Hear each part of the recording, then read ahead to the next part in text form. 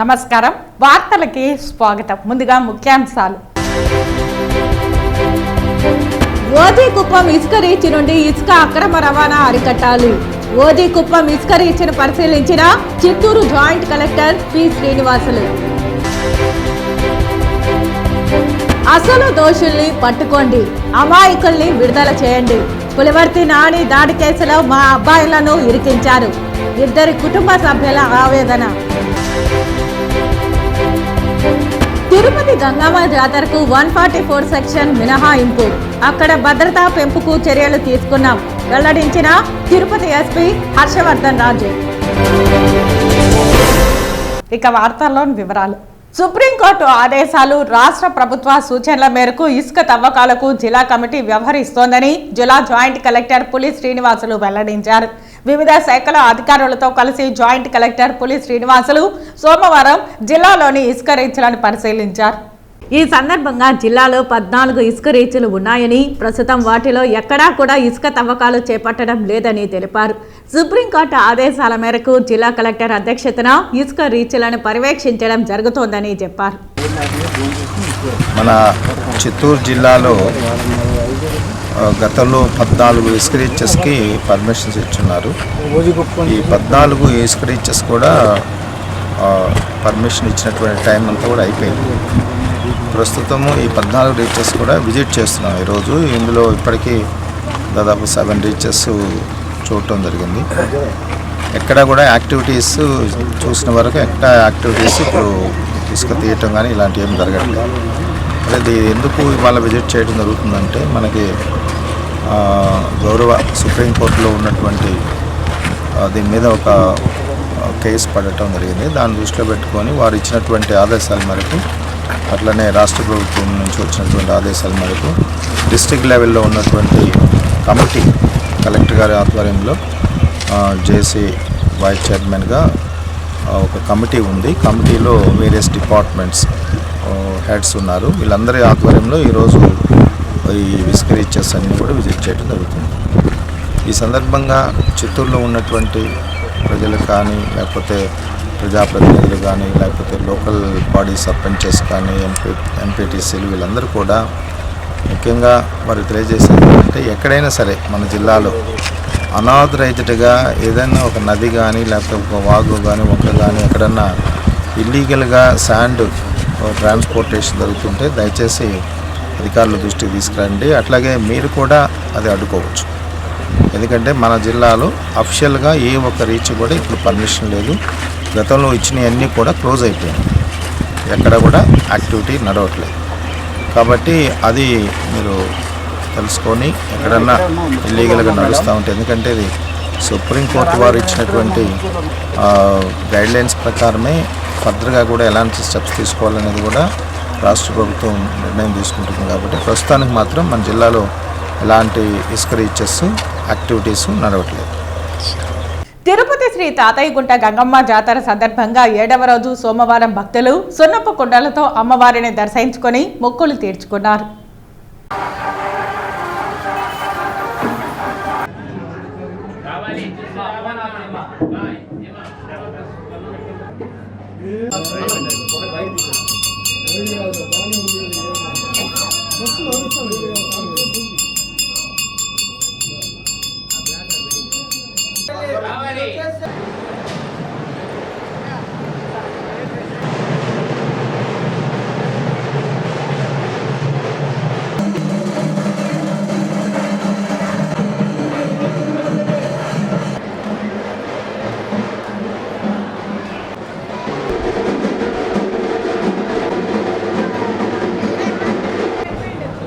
ఎన్నికల ఫలితాలు వెలువడిన తర్వాత రాజకీయ పార్టీలు ర్యాలీలు, వేడుకలు నిర్వహించరాదని తిరుపతి జిల్లా ఎస్పీ హర్షవర్ధన్ రాజు వెల్లడించారు.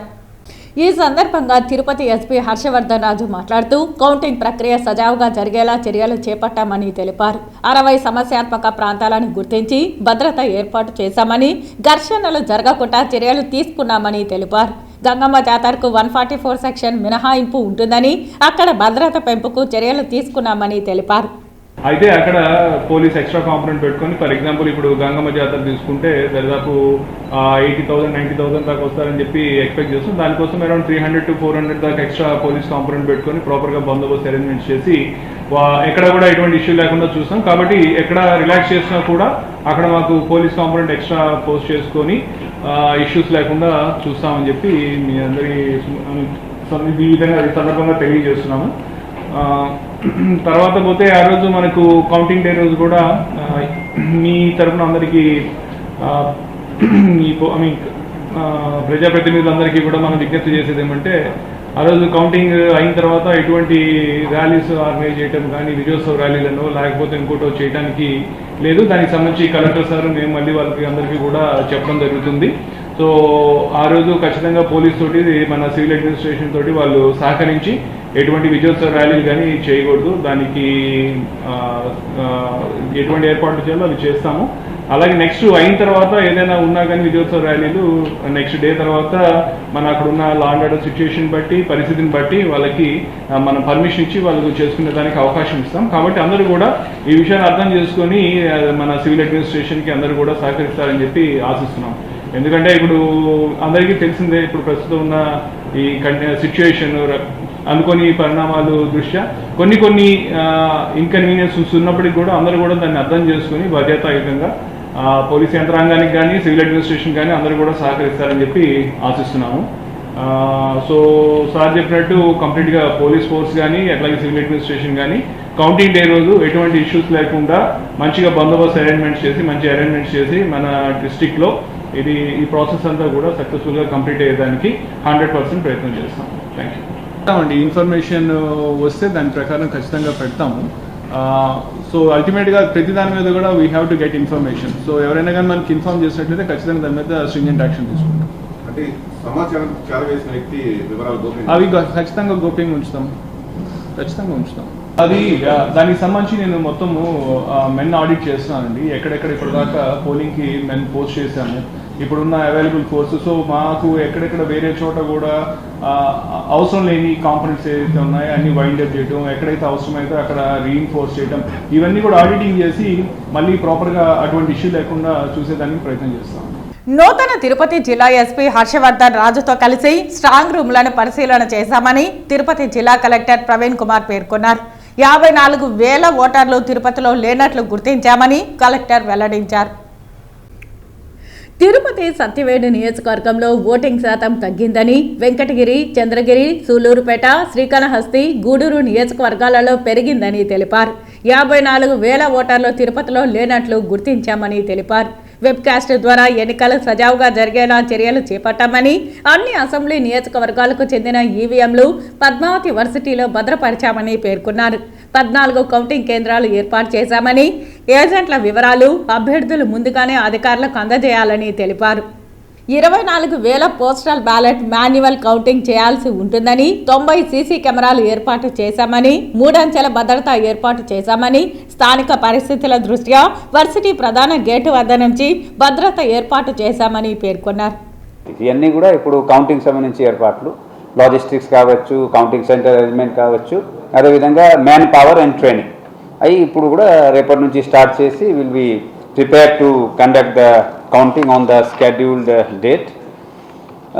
సెక్యూరిటీ అరేంజ్మెంట్ గురించి ఆల్రెడీ సీసీటీవీ ఎట్లా ఉండాలి, ఏముండాలి ఆల్రెడీ మొన్న ప్రెస్లో కూడా చెప్పానండి చాలామందికి. Almost 90 CCTV cameras covering every strong room and surroundings.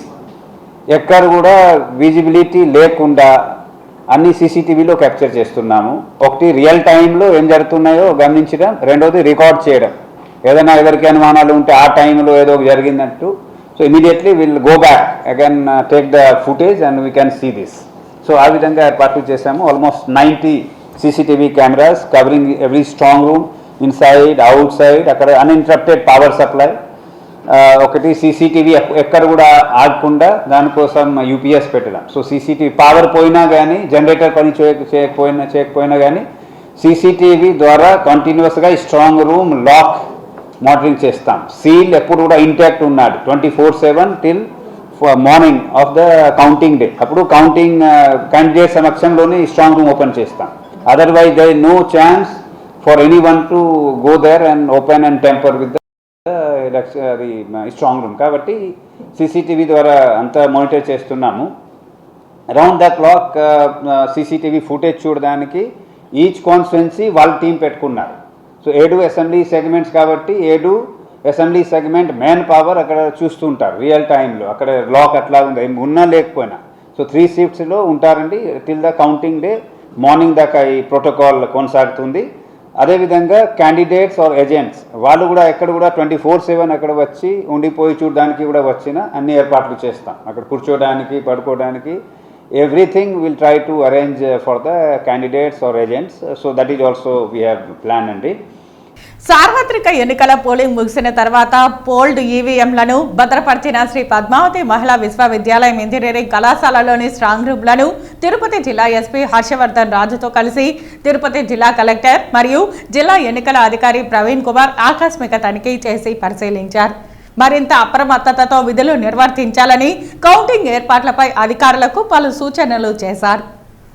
ఆదివారం సాయంత్రం శ్రీ పద్మావతి మహిళా విశ్వవిద్యాలయం ఇంజనీరింగ్ కళాశాల చేరుకున్న కలెక్టర్ మరియు ఎస్పీ సెక్యూరిటీ వద్ద సంబంధిత సందర్శకుల రిజిస్టర్ నందు సంతకాలు చేశారు. ఈ సందర్భంగా ఇరువురు 7 నియోజకవర్గాలకు చెందిన స్ట్రాంగ్ రూమ్ వద్ద భద్రతా ఏర్పాట్లను పరిశీలించారు. భద్రతా సిబ్బంది అప్రమత్తంగా ఉండాలని సూచించారు. బ్యారికేడింగ్, సీసీ కెమెరాల పర్యవేక్షణ, కంట్రోల్ రూమ్ ను పరిశీలించారు. అధికారులు అప్రమత్తంగా విధులు నిర్వర్తించాలని ఆదేశించారు. మీడియా సెంటర్ ఏర్పాటు తదితరాలపై సూచనలు చేశారు. ఎస్పీ పోలీస్ సిబ్బందికి సూచిస్తూ భద్రతా సిబ్బంది అప్రమత్తంగా ఉండాలని ఆదేశించారు. కలెక్టర్ వెంట అదనపు ఎస్పీ వెంకట్రావు, కులశేఖర్, రాజేంద్ర, శ్రీనివాసరావు, జిల్లా రెవెన్యూ అధికారి పెంచల కిషోర్, చంద్రగిరి నియోజకవర్గ రిటర్నింగ్ అధికారి Nishant Reddy, probationary deputy collector Praveen Kumar, police ఉన్నతాధికారులు తదితరులు పాల్గొన్నారు. ఇటీవల జరిగిన సార్వత్రిక ఎన్నికలకు సంబంధించి శ్రీ పద్మావతి మహిళా యూనివర్సిటీలో ఈవీఎం స్ట్రాంగ్ రూమ్ వద్ద టీడీపీ చంద్రగిరి ఎమ్మెల్యే అభ్యర్థి పులివర్తి నానిపై జరిగిన దాడిలో తమ అబ్బాయిలు సుధాకర్ రెడ్డి, హరికృష్ణలను తిరుమల 2 టౌన్ పోలీస్ స్టేషన్లో పోలీసులు అన్యాయంగా ఇరికించి ఎఫ్ఐఆర్ కట్టి కోర్టు ద్వారా కడప జైలుకు తరలించారని, అభం శుభం తెలియని మా పిల్లలను ఇరికించిన పోలీసులపై కేసు పెట్టి కోర్టుకు లాగుతామని తిరుమలకు చెందిన సుధాకర్ రెడ్డి సోదరి హరిత, హరికృష్ణ తల్లి తదితరులు ఆవేదన వ్యక్తం చేశారు. తిరుపతి ప్రెస్ క్లబ్లో సోమవారం మీడియా ముందు వీరు మాట్లాడుతూ తమ వారిని తప్పుడు కేసులో ఇరికించడం ఎంతవరకు సబబని ప్రశ్నించారు. ఈ విషయంపై తాము పులివర్తి నాని, ఆయన భార్య సుధారెడ్డిలను కలిశామని అన్నారు. వారు కూడా మీ అబ్బాయిలకు ఈ దాడిలో ఎటువంటి సంబంధం లేదని తెలుసుకుని అధికారులకు మీరు చెప్పుకోండని తాము తెలియజేస్తామని ధైర్యం చెప్పారన్నారు. తిరుపతి ఎస్పీ ఆఫీస్ నందు ఉదయం నుంచి సాయంత్రం వరకు ఎదురు చూసిన ఎస్పీని కలవలేకపోయామన్నారు. హరికృష్ణ టీటీడీ లడ్డూ కౌంటర్లో పనిచేస్తాడని, సుధాకర్ రెడ్డి పాప వినాశనంలో షాప్ నడుపుకుంటున్నారని తెలిపారు. తమ పిల్లల సెల్ ఫోన్లు, స్కూటర్లను పోలీసులు స్వాధీనం చేసుకున్నారని తెలిపారు. మా అబ్బాయిలను విచారించి వదిలేస్తామన్న పోలీసులు తమకు ఎటువంటి సమాచారం ఇవ్వకుండా ఎఫ్ఐఆర్ కట్టి కోర్టు ద్వారా కడప జైలుకు తరలించడంలో ఆంతర్యం ఏమిటని పోలీసులను ప్రశ్నించారు. అసలు దోషులను తప్పించడానికి తమ వారిని బలి చేశారన్నారు. మా ఇళ్లకు మగదిక్కు వీరేనన్నారు. మా వారు తప్పు చేసి ఉంటే ఏ శిక్షకైనా సిద్ధమన్నారు. నాని కేసుపై తిరుపతికి వచ్చిన సిట్ అధికారులకు మా ప్రాబ్లం చెప్పుకోవడానికి వెళితే ఇక్కడ మీరుంటే మాకు ప్రాబ్లం అని పోలీసులు తమను కలవనివ్వకుండా దూరం చేశారన్నారు. అసలు నానిపై జరిగిన దాడి రోజు తమిళనాడులో హరికృష్ణ ఉన్నాడని, సంబంధిత ఆధారాలు, వీడియో ఫుటేజీలు ఉన్నాయన్నారు. సుధాకర్ రెడ్డి పాప వినాశనంలోని షాప్లో వ్యాపారం చేసుకుంటున్నాడని, సంబంధిత సాక్షులు కూడా ఉన్నారని స్పష్టం చేశారు. చివరికి కడప జైలుకెళ్లి మా అబ్బాయిలను విచారించామన్నారు. ఈ నాని దాడి కేసులో తాము ఉన్నట్లు ఒప్పుకోవాలని, రక్షక భటులు హింసించారని తమ పిల్లలు తమకు చెప్పారని మీడియాకు తెలియజేస్తూ కన్నీటి పర్యంతమయ్యారు. తమకు పోలీస్ అధికారులు, ఎలక్షన్ కమిషన్ ఆఫీసర్స్ న్యాయం చేయాలని వేడుకున్నారు. పొద్దుటి నుంచి ఎస్పీ ఆఫీస్ దగ్గరే ఉన్నాం సార్, ఇప్పుడు దాకా ఉన్నాం. సార్ అయితే ఆఫీస్ దగ్గరికి రాలేదు. నిన్నైతే సిట్ ఆఫీసర్లు వాళ్ళకి మాది అప్లికేషన్ ఇద్దాము, ఇలా జరిగిందని చెప్పుకోవాలని వెళ్ళాం సార్. మహిళా యూనివర్సిటీ దగ్గరికి వెళ్తే వాళ్ళు అసలు రానివ్వలేదు. పోలీసు అక్కడ కూడా మమ్మల్ని ఎంటర్ చేయనీయలేదు సార్. ఆ సిట్ ఆఫీసర్లకి మా బాధ చెప్పుకోవాలి కదా సార్. మేము అసలు ఇలా జరిగింది ఏమనేది ఎంక్వైరీ ఆఫీసర్లకి మేము చెప్పుకోవాలి కదా. మా వాళ్ళని మేము బయట తెచ్చుకోవడానికి మా ప్రయత్నాలు మేము చేయాలి కదా. మా బాధ విని లోపలికన్నా పంపించాలి కదా సార్. ఇక్కడ ఎవరు లేరు, వెళ్ళిపోయారు, వెళ్ళిపోండి అని తోసేస్తున్నారు సార్ పోలీసులు. అసలు మా బాధ పూర్తిగా కూడా వినట్లేదు సార్ వాళ్ళు. ఏం జరిగింది, ఏం పని లేకుండా పోయి అక్కడ పోయి వాళ్ళ దగ్గర కూర్చుంటామా సార్? మీరు చెప్పండి అన్న. 2 నిమిషాలు మాట్లాడి ఇది అప్లికేషన్ ఇచ్చేసి వెళ్ళిపోతామన్నా, మా వాళ్ళు మిస్ అయ్యారన్నా కూడా చెప్పాను అన్న. తిరుపతి అంటేనే రాలేదు సార్, తిరుపతి అంటున్నారు, ఇక్కడ తిరుపతి వాళ్ళు అంటున్నారు, కరకంబాడి మా కరపంగావిడ అనేసి వాళ్ళకేం చేస్తారు? మేమే చెప్తేనే కదా తెలిసింది. మేము కరకంబాడిలో ఉన్నామనే కొద్దిగా గవ్వ పేపర్కే వేస్తారు కరకంబాడి వాళ్ళు, అన్ని వాళ్ళు, హరి వాళ్ళు అనేసి. ఏంది సార్ ఇది? నిజంగానే తప్పు చేసిన వాళ్ళలాగా మా వాళ్ళని టీవీలో చెప్తే నాకు పిల్లకాయలకు మందులు నిజంగానే సార్ పైన మర్డర్ కేసు మర్డర్ చేయడానికి వెళ్ళినట్టు మా అన్న వాళ్ళని చూపించారు సార్. ఇవన్నీ మాకు వెనక్కి వస్తాయి. అలా కొట్టాల్సిన అవసరం ఏముంది? కొట్టినప్పుడు ఏదైనా జరిగితే ఏదైనా సమాధానం మిగతా వాళ్ళు చెప్తారా అన్న? మేము ఎవరికి చెప్పుకోవాలి సార్? దయించి ఆ సిట్ ఆఫీసర్లకు ఎవరికైనా ఉంటే మా గురించి చెప్పండి సార్. మా ఇంట్లో వాళ్ళని ఏ తప్పు చేయలేదు సార్. వాళ్ళు మమ్మల్ని చిన్న పిల్లలు ఉన్నారు సార్, వదిలేయమని చెప్పండి సార్. అసలు వాళ్ళని పట్టుకోమని చెప్పండి సార్. ఫోన్లో ఎంక్వైరీ చేసుకోమని చెప్పండి సార్.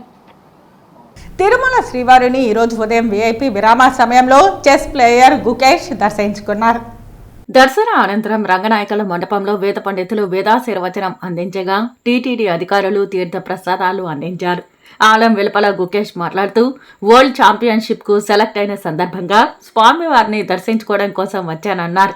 వరల్డ్ ఛాంపియన్షిప్ కి ముందు కొన్ని టోర్నమెంట్లు ఆడబోతున్నానని, అయినా నా లక్ష్యం వరల్డ్ ఛాంపియన్షిప్ అని చెస్ ప్లేయర్ గుకేష్ తెలిపారు. నేను గుకేష్, నేను వరల్డ్ ఛాంపియన్షిప్కి క్వాలిఫై అయినాను. ఇక్కడ స్వామివారి దర్శనంకి వచ్చినాను. బాగా మంచి దర్శనం దొరికింది. నెక్స్ట్ నేను గ్రాండ్ చెస్ రొమేనియా టోర్నమెంట్ ఆడుతాను.